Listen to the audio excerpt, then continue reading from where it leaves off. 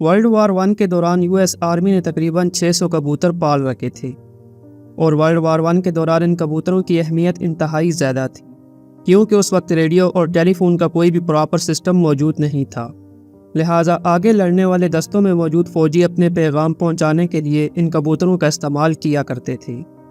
یہ فوجی اپنے پیغام کو ایک چھوٹی سی تھیلی میں ڈال کر کبوتر کی ٹانگ کے ساتھ باندھ دیتے تھے، اور پھر یہ کبوتر اس پیغام کو ہیڈ کوارٹرز تک لے جاتا تھا۔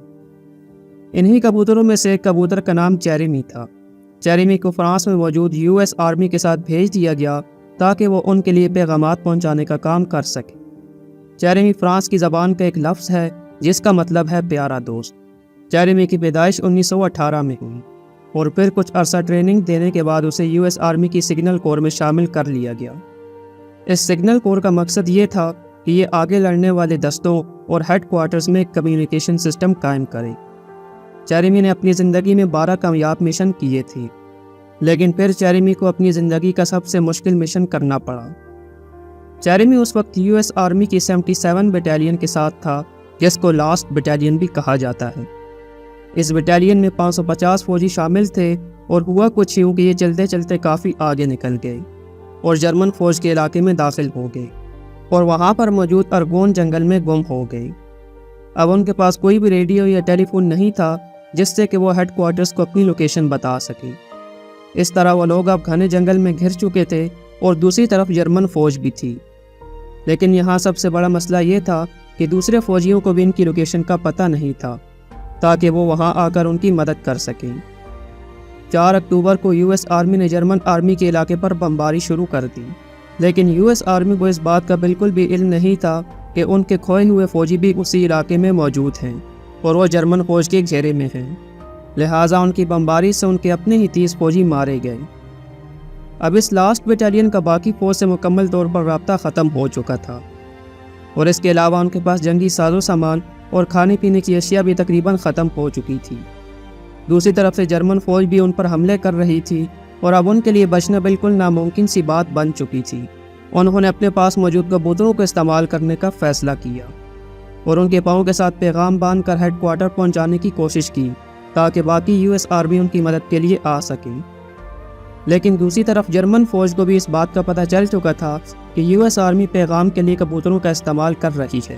لہٰذا جیسے ہی یہ لوگ کبوتر پیغام کے لیے بھیجتے، جرمن فوج اس کبوتر کو مار گراتے۔ ایک ایک کر کے اس بٹالین کے سارے کبوتر بھی مارے گئے، اور اب ان کے پاس صرف ایک کبوتر رہ گیا تھا جس کا نام جیریمی تھا۔ یہ کبوتر ان پھنسے ہوئے فوجیوں کی آخری امید تھی، کیونکہ اگر یہ کبوتر بھی جرمن فوج کی فائرنگ سے مارا جاتا تو ان فوجیوں میں سے کوئی بھی زندہ نہ نکل پاتا۔ اس کے بعد ان فوجیوں کی کمان کرنے والے میجر چارلس نے ایک چھوٹے سے نوٹ پر اپنا آخری پیغام لکھا: "We are along the road parallel to 276.4", جس کا مطلب یہ ہے کہ ہم 276.4 روڈ کی سیدھ میں ہیں، اور پھر کبوتر کو ہوا میں اڑا دیا۔ جیسے ہی یہ کبوتر ہوا میں اڑا تو جرمن فوج نے بھی اس پر فائرنگ شروع کر دی، لیکن کبوتر بڑی مہارت کے ساتھ جرمن فوج کی گولیوں سے بچتے ہوئے ہوا میں اڑ رہا تھا کہ پھر اچانک سے ایک گولی اس کبوتر کو آ لگی اور کبوتر زمین پر گر پڑا۔ کبوتر کے زمین پر گرتے ہی یو ایس آرمی کے سولجرز کی تمام امیدیں ٹوٹ گئی، کیونکہ اب آگے ان کو اپنی موت صاف نظر آ رہی تھی۔ گولی لگنے کی وجہ سے اس کبوتر کی ایک ٹانگ کٹ گئی، اور پھر یہ گولی اس کے سینے کو بھی لگی، لیکن ٹانگ کٹنے اور سینہ زخمی ہونے کے باوجود کبوتر ایک بار پھر زمین سے اٹھ کھڑا ہوا اور ہوا میں اڑنے لگا۔